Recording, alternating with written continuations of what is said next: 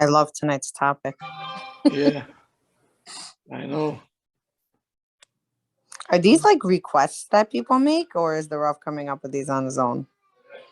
These are the questions that I've been asked,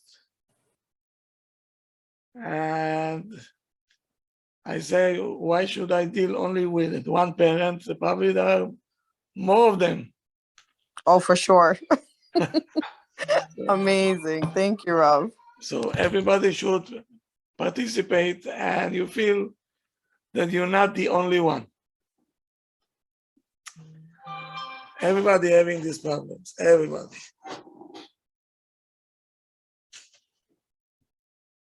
Okay.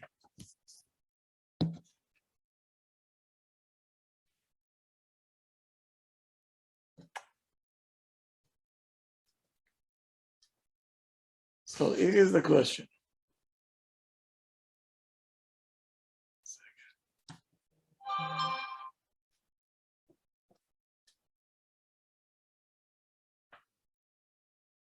And a mother asking me, said, I always felt that I have a difficult time to be a ima with authority. Lately, I'm very frustrated.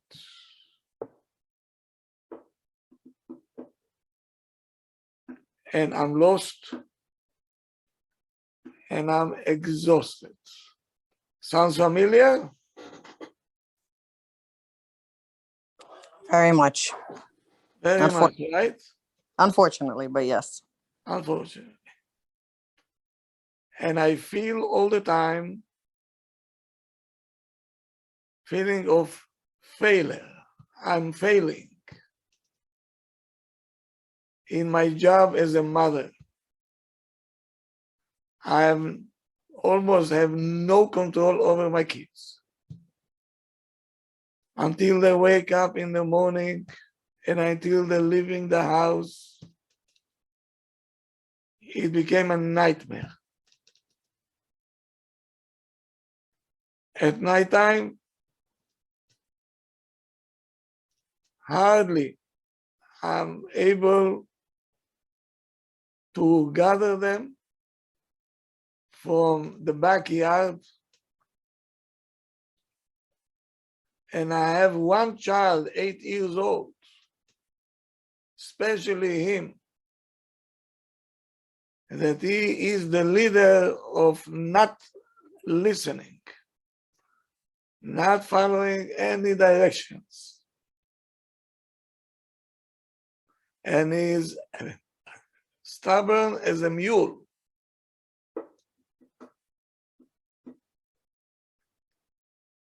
I made agreements with him, not one time, not 2 times, 20, 30, 40, 50 times, which he never was able to fulfill.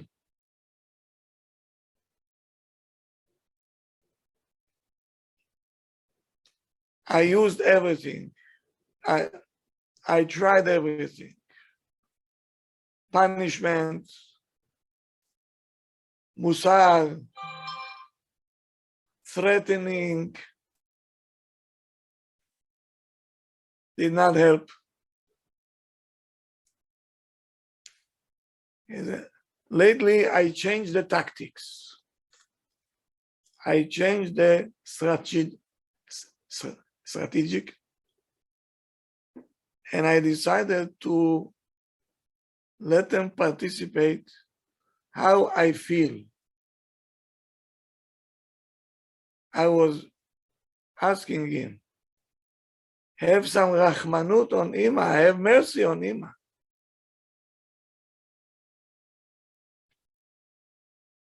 Look at me, I'm exhausted already. I don't have koach. What do you want me? To go to the hospital and you'll stay without Ima? The kids are learning from you not to listen.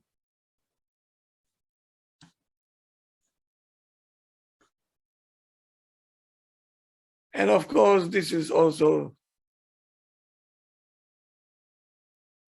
didn't help.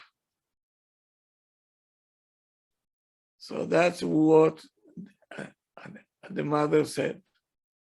I need help. Can you help me? Okay, the podium is all yours. What are you going to do? Rav, in general, that whole term of that whole saying to have rahmanut on the parents. I mean, I'm sure we're gonna delve into it more, but in general, is that something appropriate to say to children? Guilty as charged. Okay, no, because yeah, I figured, and I would love to hear like more to it. Do you have anything to say, maybe to solve this problem somehow?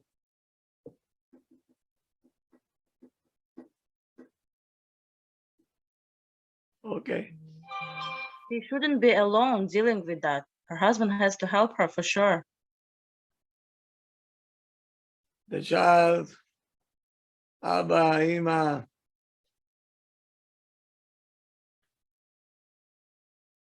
what are we going to do? Should be more structured and boundaries. So, there is. So, let me tell you what I said.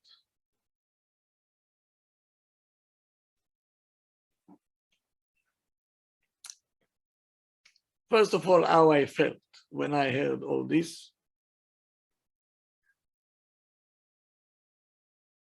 I felt bad.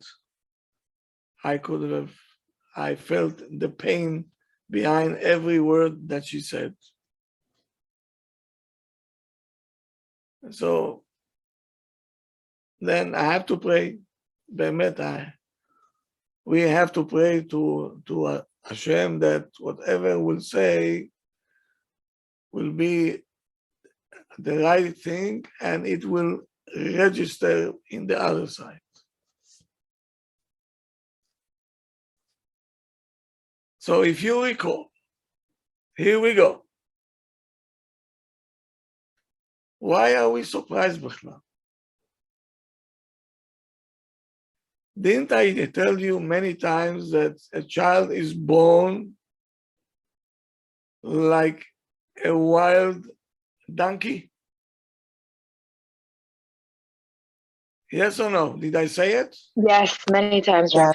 Many times I said it. Yes. Did you see once a wild animal? Can you control a wild one? No.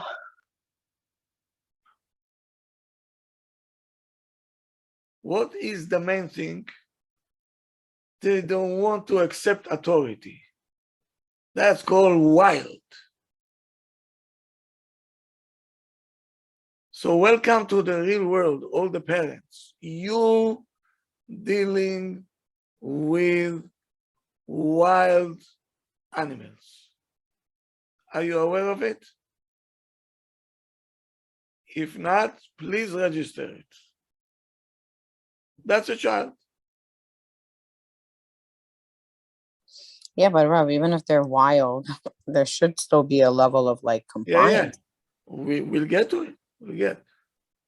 First of all, you have to know whom you're dealing with. When you know whom you're dealing with, so you know what to do.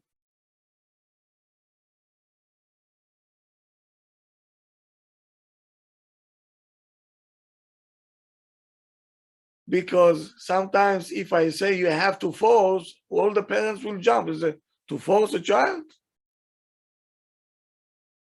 So maybe you can explain me how a wild animal becomes civilized without force. Is it possible? Hello? We're here, Rav. Is it possible to do it? Rob, can you repeat the question regarding the animal, please? Can you civilize an animal without force? A wild animal? I don't think so. Impossible. Impossible.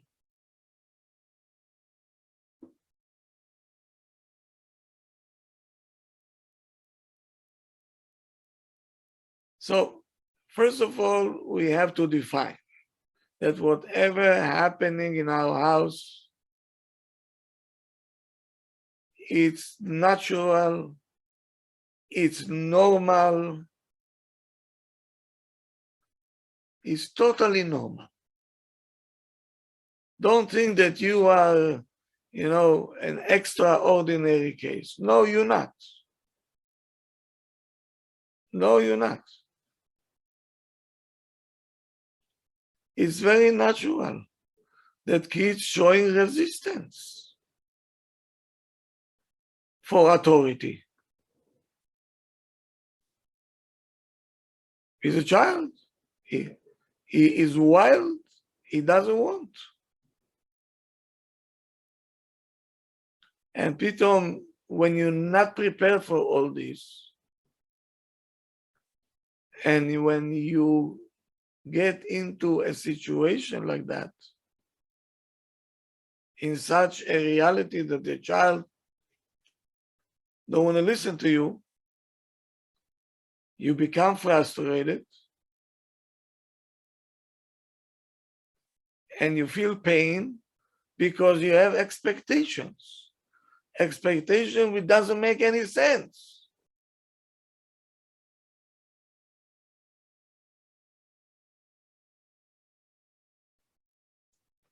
Did you hear once? I'm talking to parents. I say, why don't you put your son in this yeshiva? I say, no, I went there. I saw the kids jumping up and down by the hallways. Things that's supposed to be very normal. Of course they will jump in the hallway. The normal became not normal.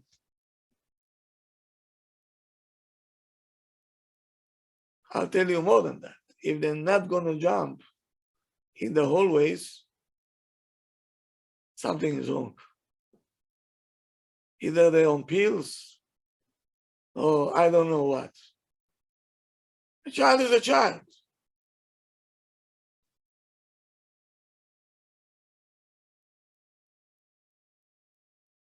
If I were the parent and if I see that the kids jumping up and down by the hallways and outside, balagan, that's a good yeshiva.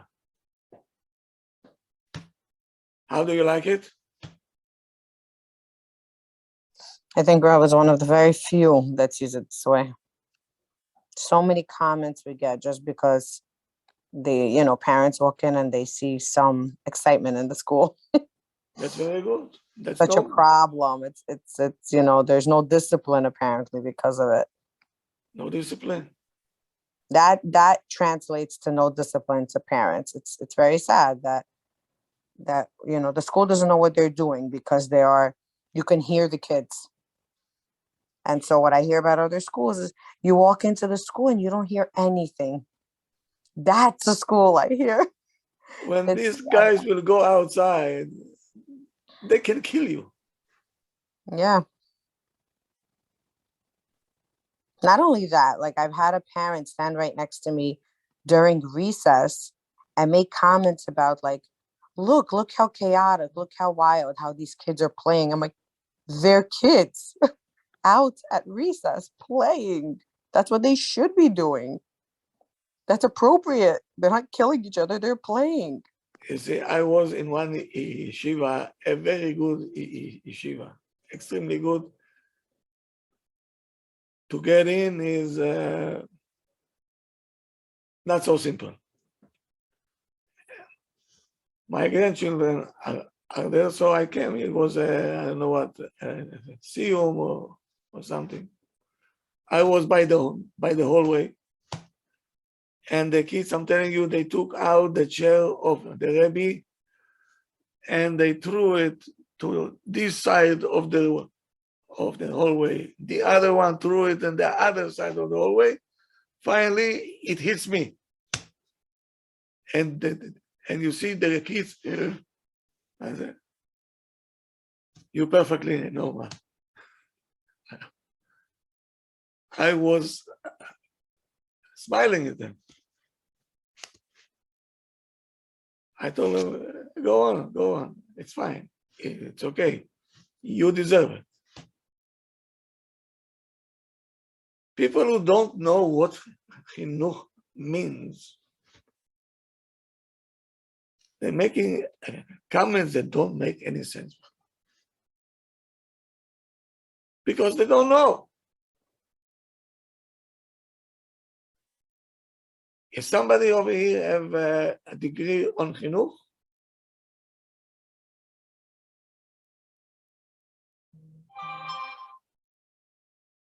no? Okay. You remember how many times I told you that the husband or the wife that come into my office and they're claiming that the husband or the wife are not normal, what do I say?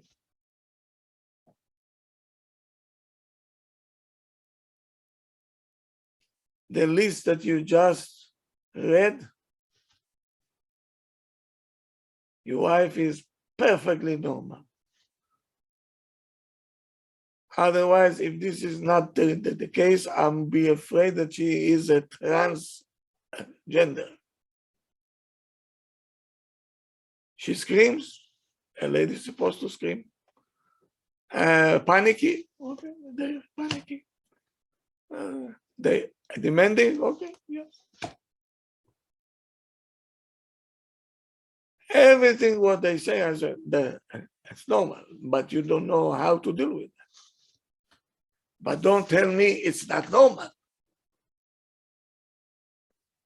Rob, did you hear the story about Rabbi Kamenetsky and his son with chinuch, where his son was dancing on the dishes? Do you know that story? No? He had a 3-year-old son, and the son climbed on the dining room table on Shabbat and was dancing on the dishes. And his Talmid was there, and the Rabbi Kamenetsky took the son off the table without saying anything and put him on the floor. The son climbed up again and was jumping on the dishes on the table, 3 years old. And the Talmids, the rabbi did the same thing. He just quietly took the boy and put him off on the floor. And the Talmid said, "What kind of chinuch is this, Rabbi? You don't yell at him, you don't scold him?" And the rabbi said, "Chinuch is when he grows up and he's going to do this again. But that's when you do chinuch, like if he was stealing or lying. But when he grows up, he's not going to jump on the dishes." He said it's only when they grow up. Exactly. Exactly. You see, people who knows, they know. But you comment on the yeshiva, on this and that you see only what you see something very normal. If they go once, these Americans, to Israel and they see what the kids are doing, they're going to lose their mind. They're going to lose their mind. Did you see once Israeli boys? Huh? Oh,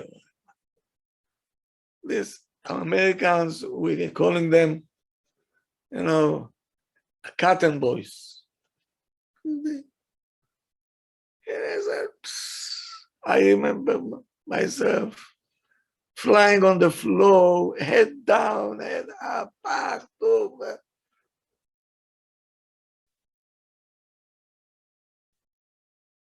That's a child. What, you're expecting a child to go with the bow tie and be like a professor?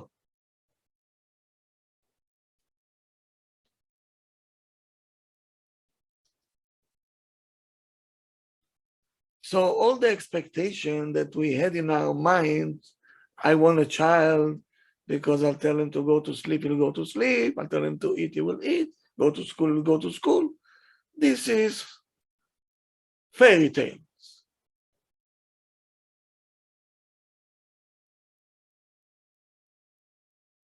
So number one, get your expectation down. All the way down. Why? Because the Torah says, Tsar Gidul Banim. To raise a child, you need Tsar. You know what Tsar means? You need pain, you need suffering. To raise a child, there is pain involved.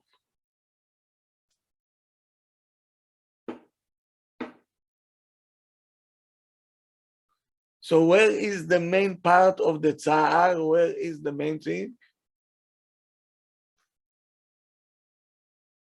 Authority. They don't want to get authority. Don't tell me what to do. I don't want to do. I don't want to sleep. I don't want to brush my teeth. I don't want to eat. I don't want to do homework. I'm not going to school. That's the kids are excellent with this. Exactly. Yeah.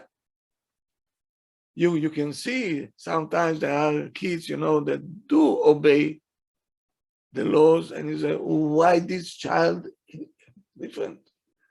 So I have news for you. The kids that you have, are following the rules, it's a special gift from Hashem, extra credit. The one who stands there 8 years old and says, blah, blah, blah, blah, that's the normal one. That's the normal one. And usually what we say, no.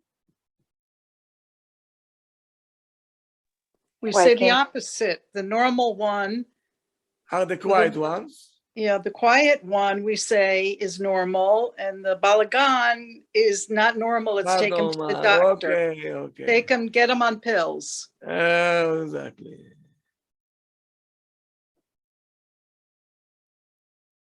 There are differences between kids, and maybe you are the problem because you're not ready to deal with the kids.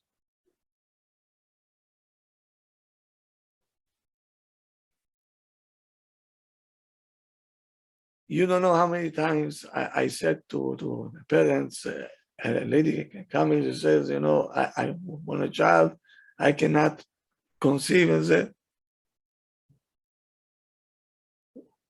why do you need a child for? Do you know what to do with the child? It's not even on the agenda what we're going to do with the child. First of all, I want a child. Okay, that's natural. Here comes the child. What are you going to do?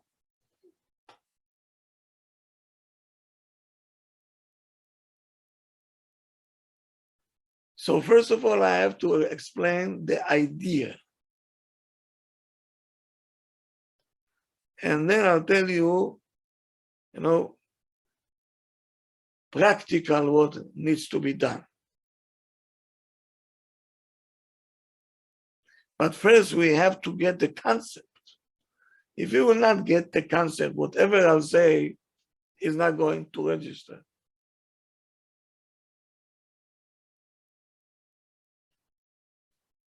Tell me something. When Hashem gave the Torah on Mount Sinai, it was willingly or it was forced?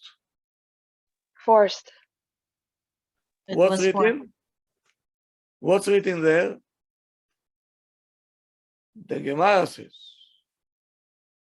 Kafa alehem ar kegigi. As I said, bekfiya. You know what kfiya means? Force. How can it be? Hashem forcing? Since when?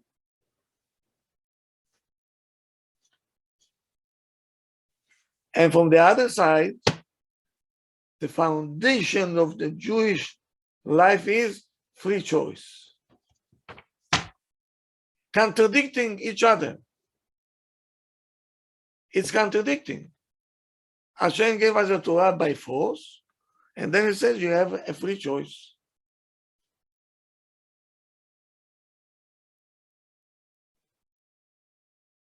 So we have to understand what the Torah is saying.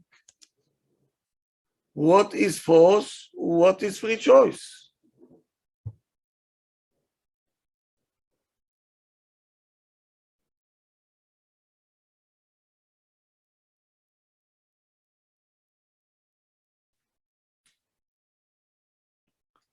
So why Hashem forced on us the Torah? Because Hashem believed in us. Why? Because you coming from Abraham and Yitzchak and Yaakov, that they fulfilled the mitzvot even before Hashem gave the Torah. They knew all the Torah by heart. The level of spiritualism that they had brought them to a point that they understood already what Hashem will write in the Torah. Now, are we coming from Abraham and Yitzchak and Yaakov? Yes or no? Yes, Since the branches go after the roots, so Hashem says these people are the only one who are worthy to get the Torah. No other nation is possible.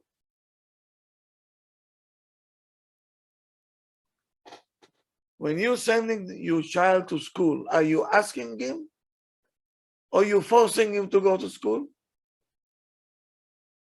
forcing. You don't Oh. ask. Oh, why this is acceptable?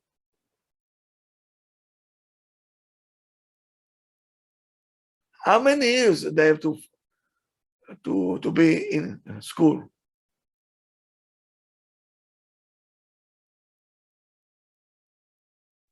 From kindergarten, about 14 years, Rav? Let's say for pre-1A, okay? For age 5, 14 years. how about if he wants to go to college? It's at least 14 without college counting. 20 years with college, Rav, or base measures. At least 20 years. You know what it means to force a person 20 years? Did you think about it once?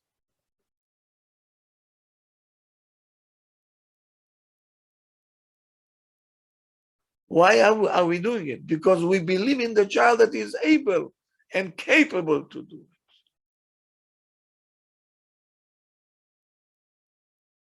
Because Baruch Hashem, we have normal kids, so we're sending them to school because you are able.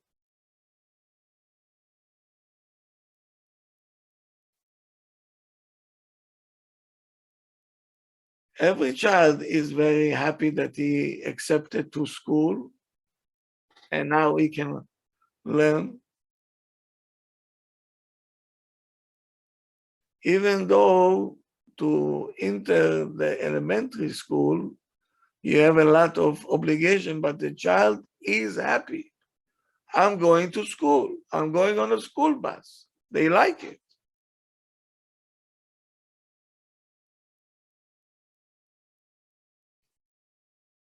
So now, here we go. If you think that we don't force our kids, oh yes. Are you forcing them to eat?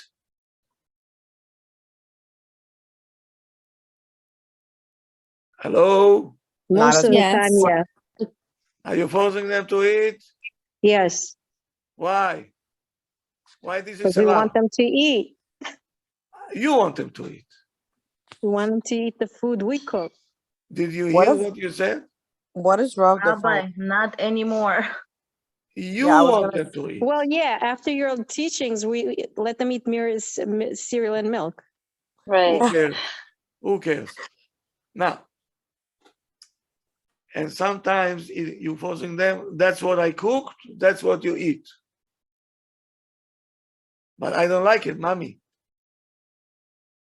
Tough luck. Is this a free choice? No, it's by force. Okay.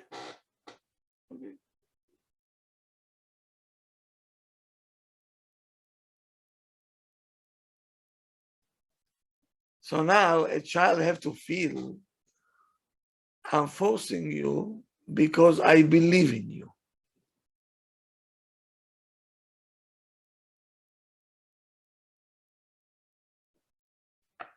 I believe in your abilities and your talents. Otherwise, I'll send you to different school. And we believe that we trust in you that you're able to fulfill the mission. And we have to tell it to him. You know, you're so privileged. Not every child can go to the school that you're going, you know. Some kids going to special ed, and some going for petach, and some going for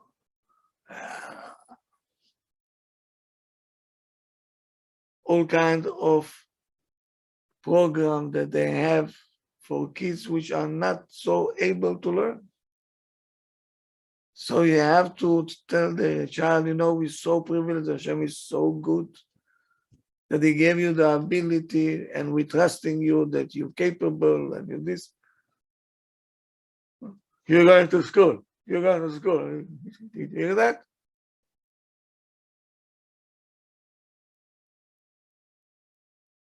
Meaning you can obligate him, but with respect.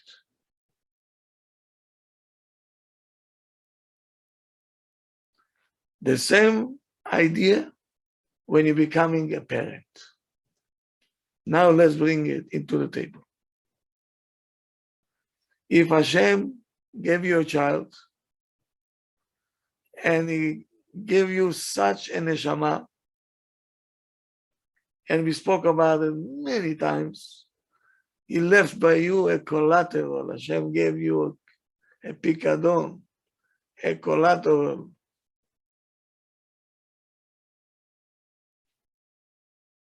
Invested.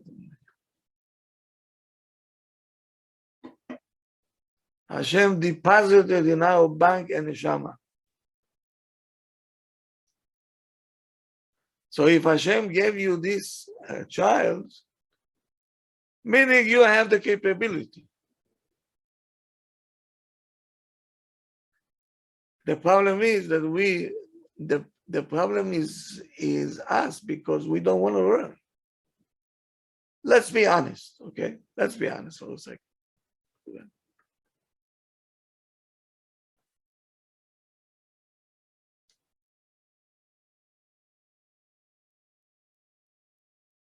Do you see how? You remember when we started with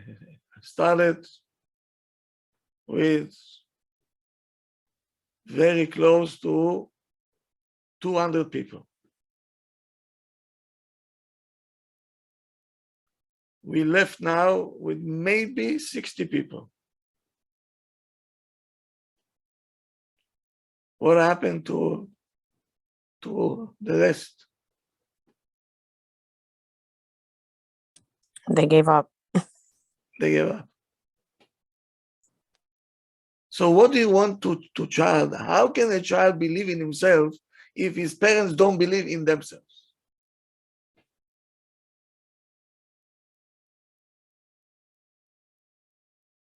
It's a disaster. It's a disaster, meaning the parents don't know what is his job. Hashem left you, right? Deposited by you, he gave you something to develop it, and he gave you the koach to do it. Why don't you utilize it? The problem is not the kids. And when the parents coming to the yeshiva and they start to blame the yeshiva, if I'll be there, I'll put them on the chairs and I will mop the floor with them.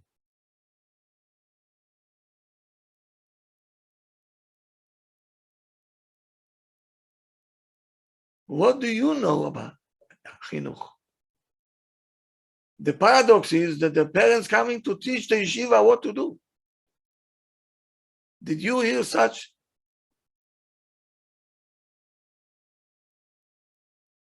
It's mamash stupidity. But that's exactly what they're doing. I know what they're doing.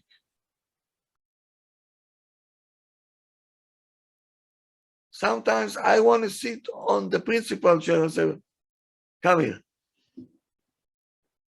Tell me something. What do you know about chinuch?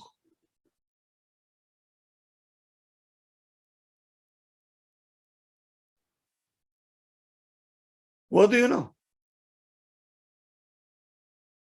Zero.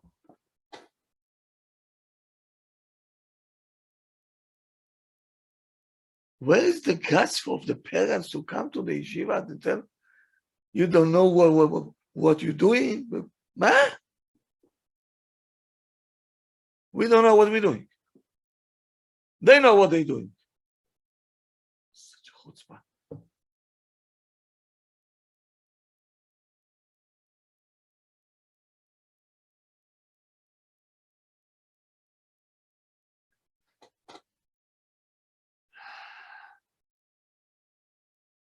Meaning, what I meant to say is the approach to the child will determine if you're going to be able to control the child or not.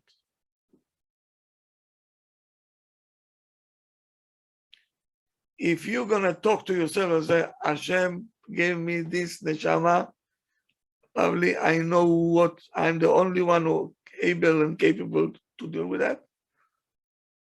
Responsible people, intelligent people, responsible and intelligent.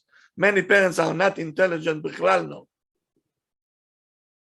and not responsible.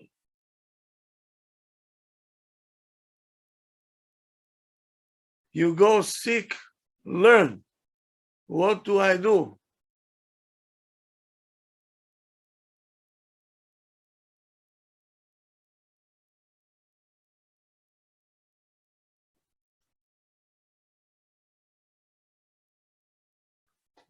That's the right approach. Hashem didn't give me a child by accident. That's the child Hashem assigned for me. Meaning I'm the one, the only one who can take care of this child.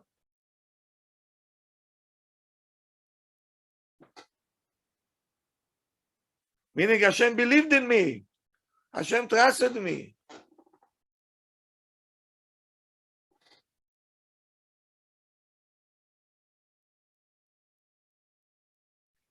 Meaning when you feel that you're trusted by Hashem, your approach to your job will be totally different. Meaning, Hashem counting on me, and if I have a problem, meaning I have to learn, we'll tackle the problem.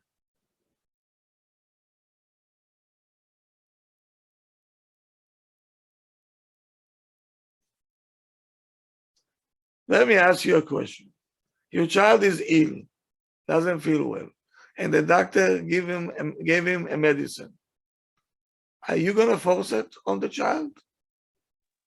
Yes, Why?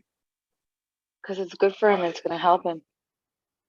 This is your obligation as Ima. We're responsible for your health. I took you to the doctor. You have to do it. You have to take the medicine.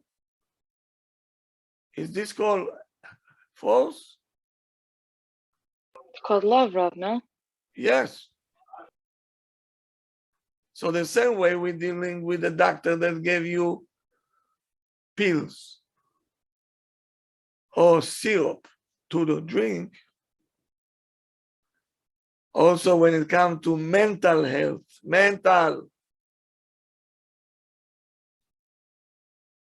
you have to put any effort to know I have a mission.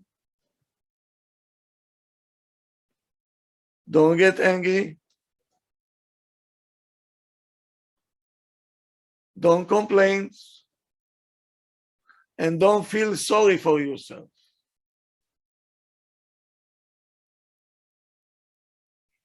He's a doctor that is operating you. He feels bad for himself that he became a doctor. And they woke him up at 2 o'clock in the morning. Of course not. Hi, they forced him. They say, you have to come. Emergency case. So who can they call? We're relying on you. You're the only one who can take care of this. That's why we're calling you. Is every Ima over here feels that she have the capabilities?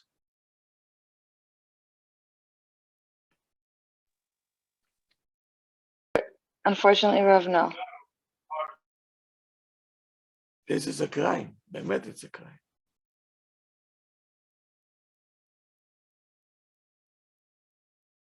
This is plain crime.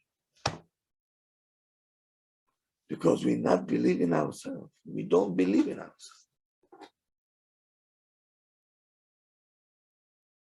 How can you do a job when you not believe in yourself? Is it possible? No. No.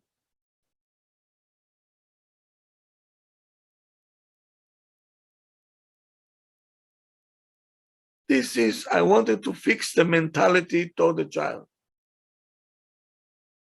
There is nobody else that can take care of your kid better than you.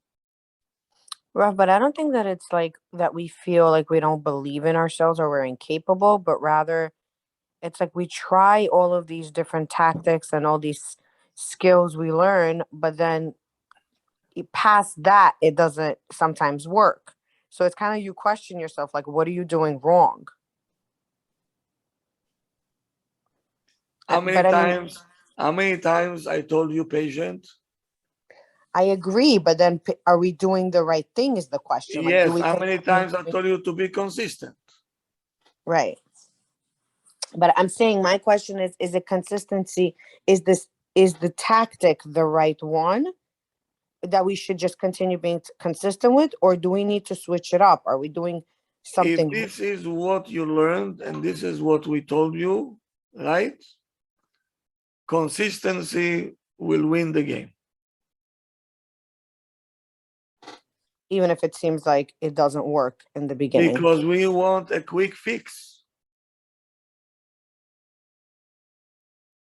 We want to go to a class to implement it at the house, and hocus pocus, we have a new child. Forget it. It will take time.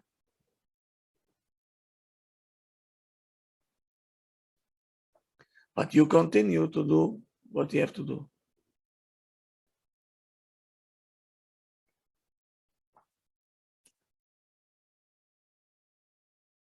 Do you know how many times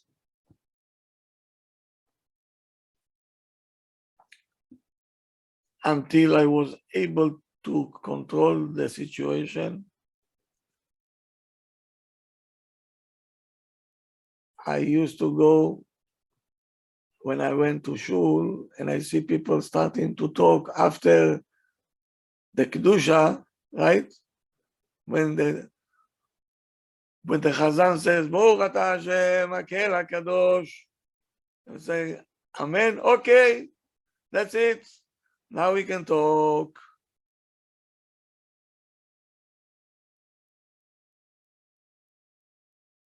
For years. You know what years means? Huh? Years. Now I see these people that we used to talk, and now they keep quiet, they're praying. I was consistent every time I said, stop that tefillah.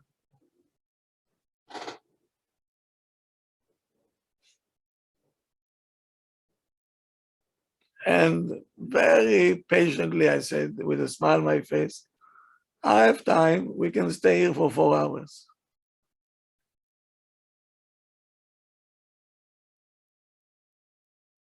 I have time.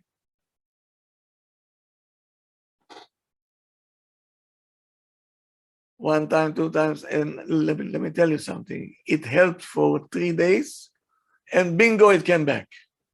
And again, other people say, oof, how many times I have to tell them, what is this? Retarded people over here. But if you know what you're dealing with, that's what you're dealing with.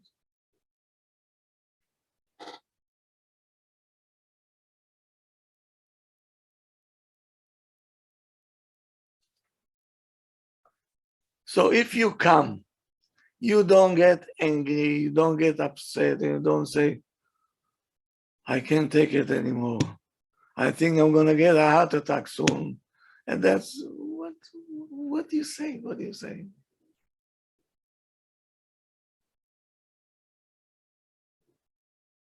Could you imagine as a surgeon, or the doctor that's delivering your baby now, he said, I can't take it anymore. And he's upset. Why did you wake him up at 3 o'clock in the morning? He said, I think I'm going to get a heart attack. I can't take it anymore. That's what you want to hear now. How does it sound? Terrible. Terrible. Good example, Rabbi. I want a new doctor. You're the doctor of your child. There is nobody else. Why can't you get it? Bono shel olam.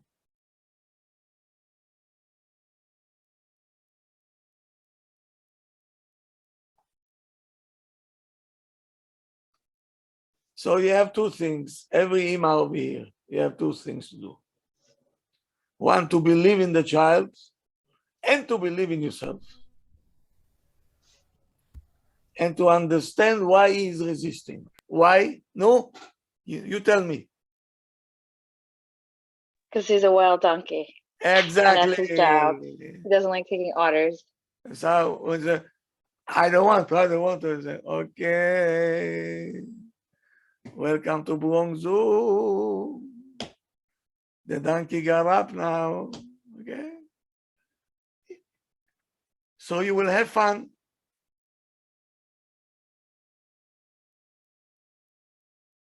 You're gonna have fun. You don't want? Okay. So here comes the trainer, the doctor. He said, Adoni, we're gonna put you to sleep now. Okay. I understand. Take it easy.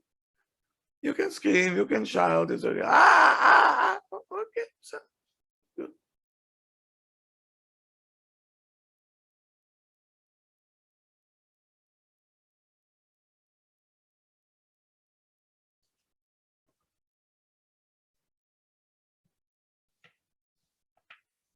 Now, if you have a nurse that's coming to draw blood from you,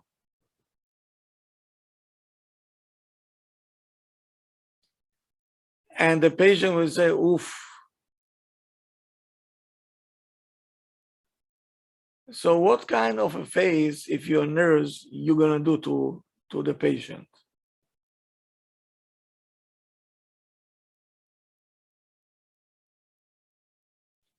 You're going to smile with confidence. It's not going to Smile. hurt you.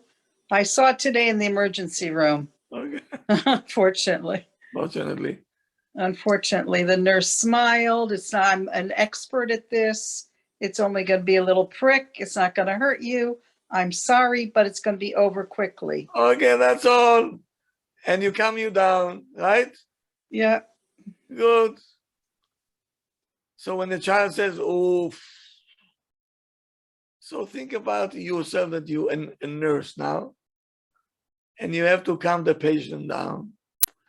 understand that a child that he is, doesn't like to see the needle and everything else. Yeah. Be lovely, but to the point. They say, don't worry, small poke, and it's gonna be over, chick chack, and zero. But you cannot say, okay, I see that you're afraid. Okay, you can go home. No.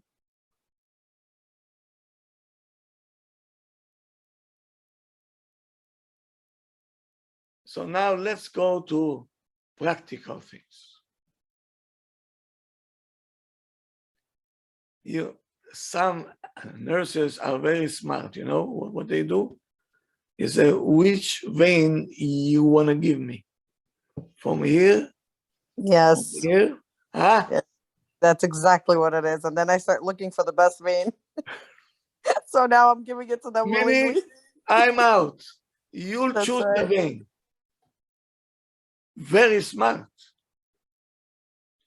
That's a professional nurse. Ima, when she is professional, you said, you have, let's say, for example, in this house, we're taking showers 3 times a week. You will decide what days you want to take the showers. What did you do now? You threw the ball in their field. You gave them a choice. You create a frame, okay? And inside the frame, you'll choose the colors. But the frame is mine.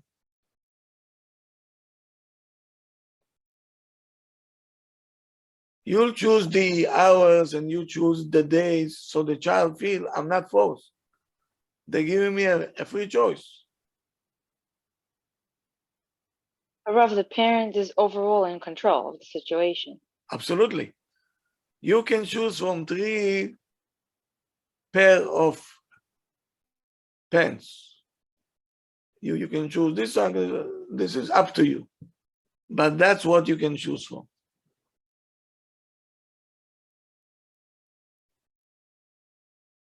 Usually what we do, go take a shower. Did you ask him? No. No. Or in the morning, you're coming with a clothes and say, here, you have to get this. I don't like these pants. I don't want it. I don't want it. Oh, of course not. Because now you feel totally forced.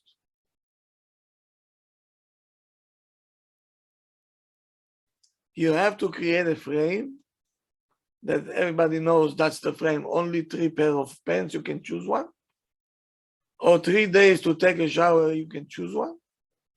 You can choose the days.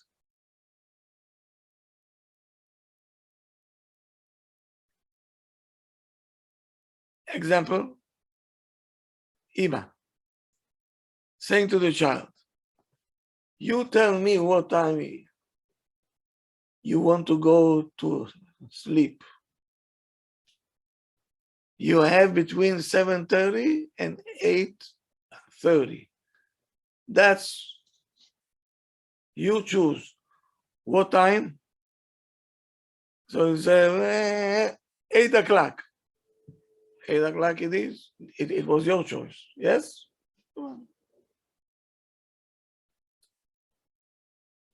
Why?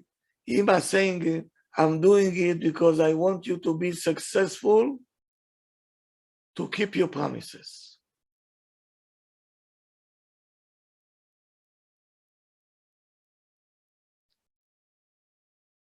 Ima that's seeing that the child, he cannot take what you're saying because you're saying 7:30 we're going to sleep. Nothing to talk about, going to sleep. Okay. Some kids will go. But if you have a chashke at home, he doesn't want to sleep and he do whatever he wants. I see that you have difficulties. So how about we don't want to force it on you, okay? So we're giving you a, and now we have to do it to everybody. What time do you want to sleep? No later than 8:30. It can be 7:30, it can be 7:45, can be 8, can be 8:15.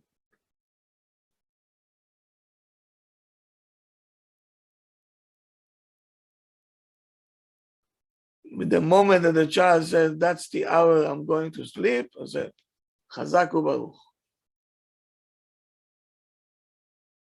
I didn't tell you when. You said. Now you have to keep your words. Meaning you encourage the child to keep the words.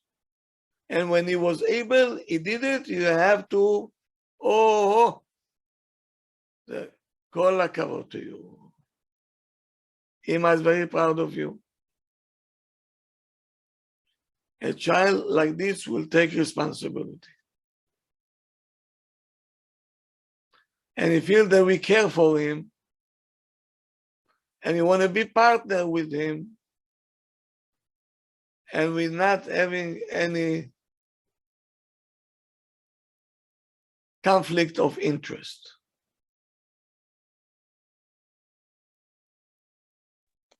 Rav, what if it still doesn't work? After you make the deal, you gave him a choice and you have this whole discussion that Rav just described, and it still doesn't work.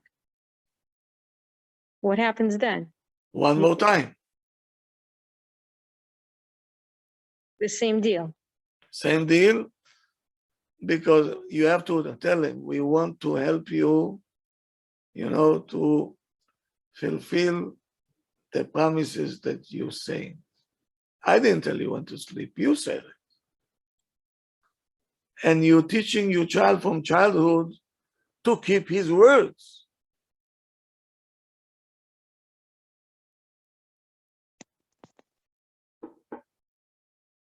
Thank you. Now, I assume that we have teachers here. Yes? Yes, Rav. Yes, yes, Okay, Rav. good. Now, how about this? You have a student that always failing in the tests.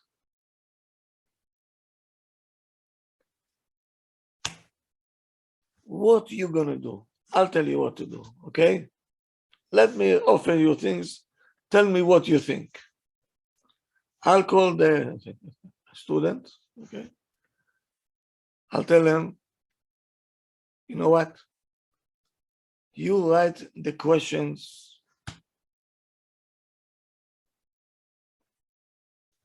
of the test, and you will answer them. What do you think will happen? He'll write easy questions that he'll know answers to. What? Will he write questions, like easier questions that he will know answers to? He will participate already in, he will find the questions that he wants to be asked, and he will answer. And then come tell him, oh, we made it.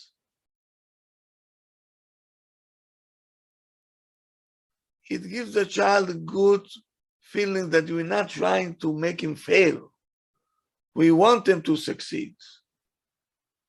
If every Rabbi and Mora will think the way you do. Rav, but I have a question about that. Yes. Definitely, I totally resonate with the fact that the goal is not that we're out to get the student and to capture them and get them where they don't know anything and make them feel less of themselves. But let's say you really are working with someone that really does struggle, and whatever you're teaching is way above where they stand, basically, in this particular unit, subject, whatever it is. Like, along with having them participate and working like that with them, aren't there other also, like, wouldn't there be other ways to, the point that I'm trying to make is, what if there are like significant gaps in their knowledge? Like there are a lot of gaps to fill and they need a lot more help than just involving them. And they're not, and you're not in a position to give that much one-on-one time, as much as the child needs. It's like you're at a loss almost. You want to, but you're not in a position to. Let me ask you a question.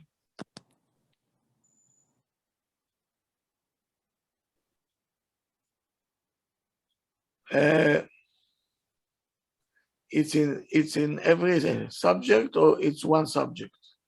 No, it's in every. So that this child, before he will get destroyed, yeah, Mm-hmm. they have to take him out, send them to see what's the IQ over here. Somebody has to evaluate what Right. the abilities are. So this has also been an issue. Like lately, something's going on with the system, with the Board of Ed, where you're referring children in for evaluations because they have significant needs and they're really struggling with what you're teaching, and they're not allowing for services, and they're not passing them, and they're saying that they're not in need enough. It's like a whole, I can't stress enough. It's very corrupt. It's very sad, where you clearly could see and agree that this child is in great need. And before the self-esteem gets ruined, and before this child gets destroyed, you want to get them help. But the help that you try to get them, it's very sad that it doesn't go through. I was just shocked that one of my students, two actually, didn't get approved for service. I was shocked because they could benefit tremendously, and they do when you sit one-on-one with them. So now, the one that made the evaluation, he should go to the Department of Education and say, what is going on over here? It's unfortunately, it's very much at a loss at this point. I have to say it like that. It's like a lose-lose. If they call the shots at the Board of Ed and they say, oh, well, when we tested, we didn't see what you see, or on a one-on-one level, he was able to do. That they can say to the parents, but they cannot say that to the professional. We all have to eat it up. We do. I was really beating my head. Wrote up a report, just showed so much, was on the phone and nothing. And Chaval, I feel so bad for the child. I wish I could sit with this child myself for hours, but I can't. And I feel terrible because this is just going to ruin the child's self-esteem down the line. It's not going to get any better.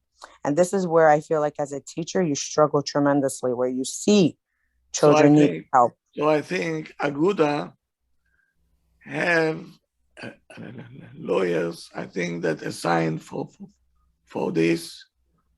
They know whom to turn to. They know whom to call. Oh, that's great. Huh? That's great. I didn't know this. It's good to know. Yeah. Either Aguda or Torah Umesora. They're very good. Rabbi, they know exactly what to do. Have more staff also. What? This child should go to a yeshiva where there's more staff that can help him. Some yeshivot, they're equipped with these extra staff that can help the children that need extra help, and they don't qualify for, let's say, Department of Health help. Not every yeshiva can help, but some can. You see, we got into a place which I didn't want to get in. Sorry, Rob. A special ed. Special ed is totally different mahalach. I'm talking about kids. They have abilities, but because of the parents, they're not bringing up all the capabilities that they have.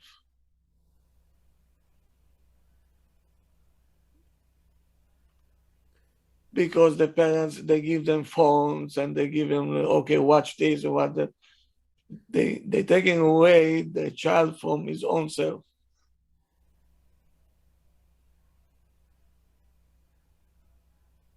So what needs to be done? Again,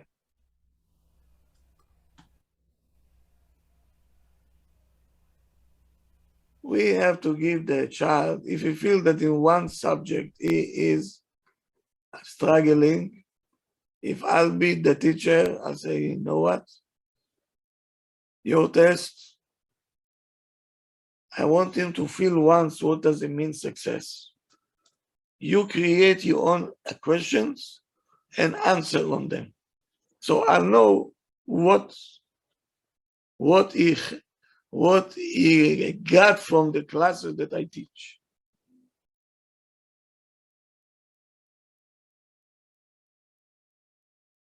So let me summarize what I said.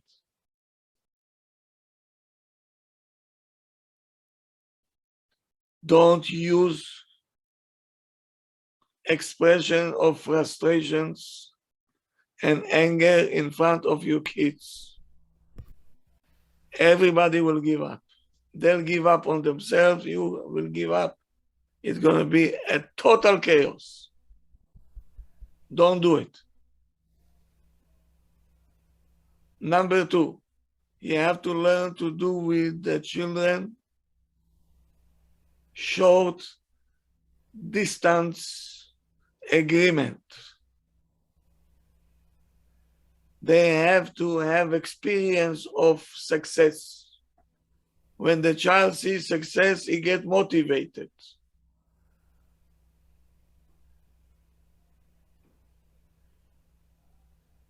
Encourage every small success that the child comes, even if he broke, instead of 55, became 65 in the test, you make such a balagan, 10 points more. Very good. Still he is way back, but he feels already, I have some taste of success. So it will give him incentive to continue. And I said it many times, always you have to specify the effort and not the results. Mommy is very proud of you because I saw how much effort you put.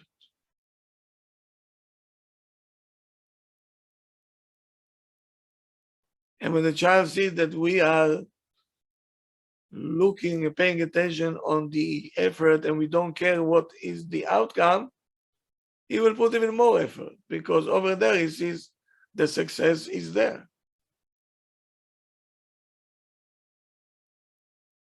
Now, that's the main point.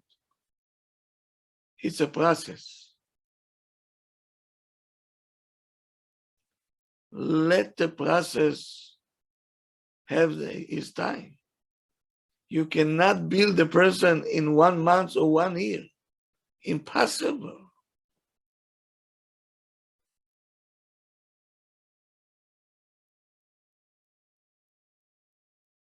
Impossible. It takes years to build a person. It takes years.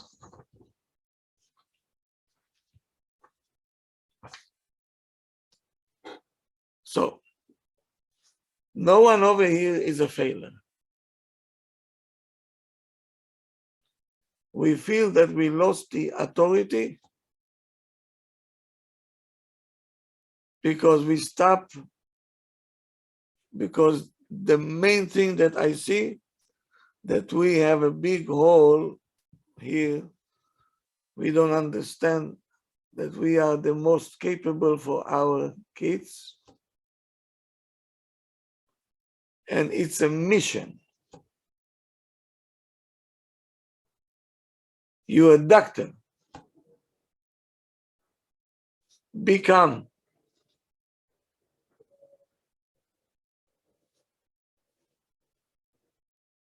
And you have to know whom you're dealing with. You're dealing with wild animals over here.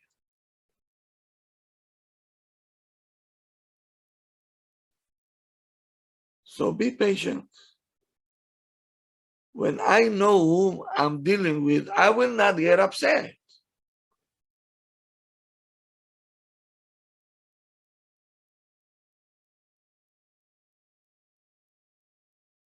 Are you talking to every person the same? No, Why? because they're different. Different approaches work. Why? Because you understand this guy is different, this lady, she's different, this one is different. Everybody's different.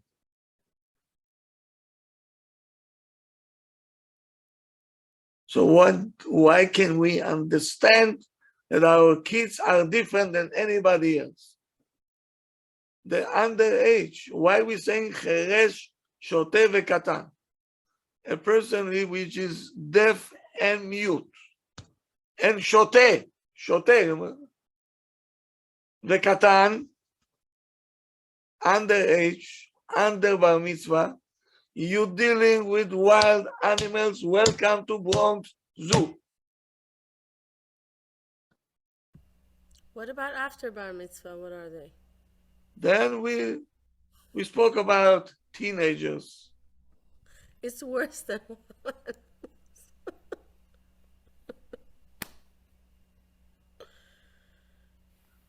Rabbi, what if the kids are harder than The the kids revolution from to be a wild animal, all of a sudden to be a person, right? What a revolution, right?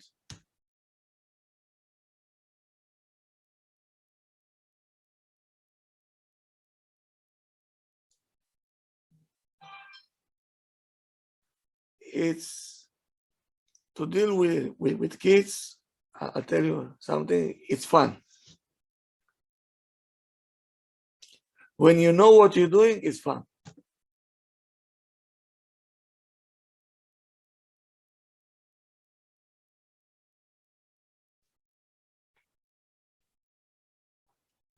It's much fun. Because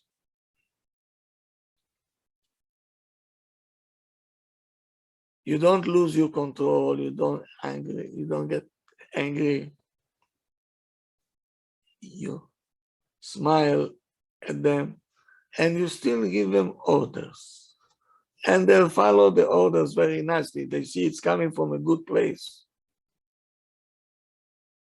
We have mentality, I don't know where it's coming from, like you are captain in the army.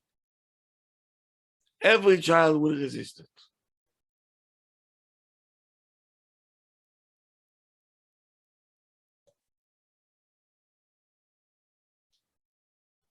Rabbi, I have a question, please. Why is it that some children are more difficult with one of the parents or grandparents, and the other older people can say exactly the same thing and they will listen, but there's one they won't, no matter what. You They ready? play the game. Are you ready to what I'm going to say now? Well, Fasten your seatbelt. Fasten your seatbelt. say again. What?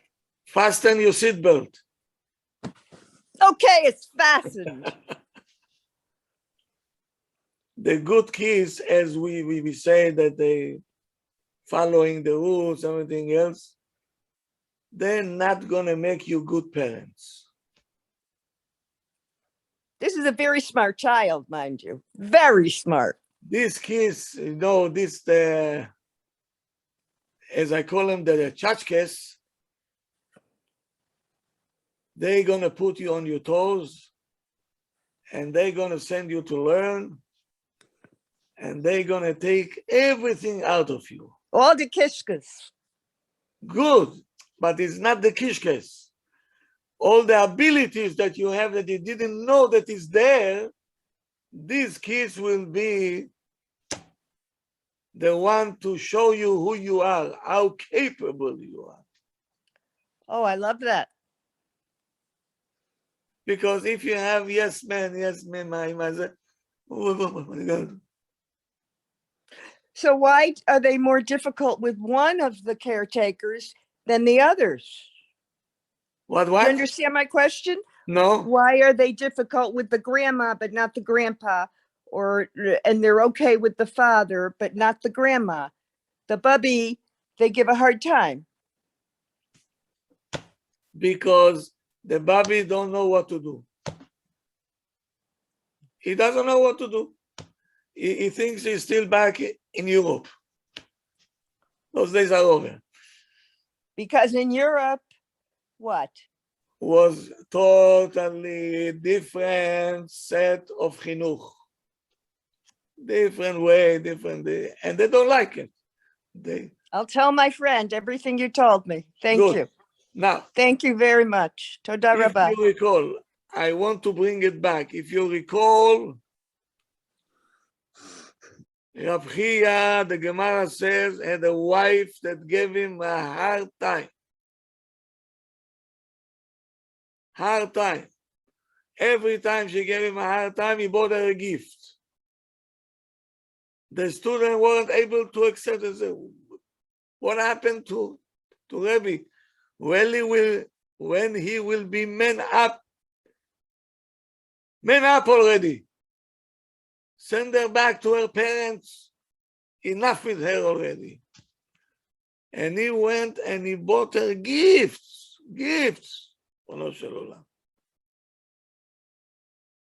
Why? I remember as a teenager. He thought that would buy the love. No. So he did it. Oh.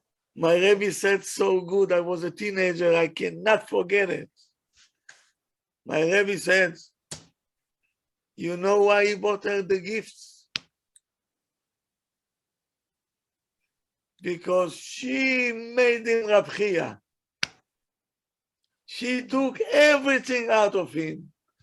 Pitom he found out that he is patient. He find out that he is compassionate.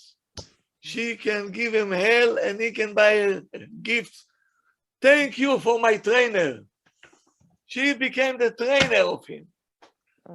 To take you out all the qualities that he have, he didn't know is existing before. So I have news for you, parents. I have news for you. Dafka, the kids, the difficult one, will make you good parents. They'll send you to learn, and they'll send you to seek for help. And Pitom, you see that you're capable. You're capable. And it'll come time that you're going to give advices to other parents. Without this kid, you're going to be numb. Numb. The same way you came to the world, the same way you're going to leave this world. Not knowing what you had inside, what capabilities you had inside.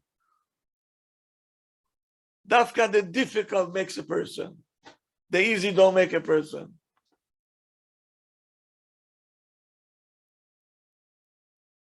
And we spoke about it many times. That's why Hashem wants us to go through obstacles in life, up, down, right? Because you're becoming a person that in later on age, you're going to be the best advisor because you went through so much and you're going to tell people how to deal with that.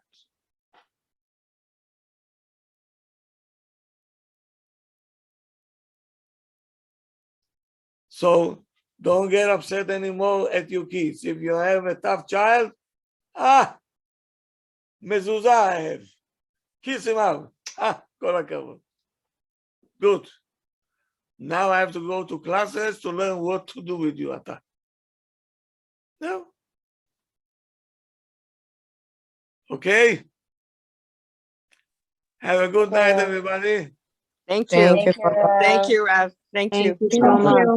I'll see you Good tomorrow night, Rabbi. at Thank 1 you. o'clock. Guys, Tomorrow we're going to have 2 classes, one at 1 o'clock, and one at 9 o'clock. And I'll tell you already the topic, okay? So you'll be prepared.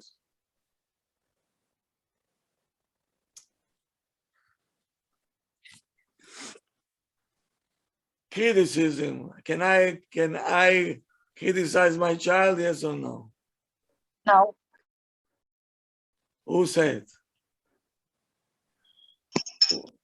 We'll deal with that tomorrow.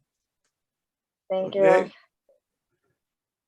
And you. tomorrow actually is the yahrzeit of my brother that I lost years ago. So tomorrow exactly it's the yahrzeit. So the shiur will be for his neshama.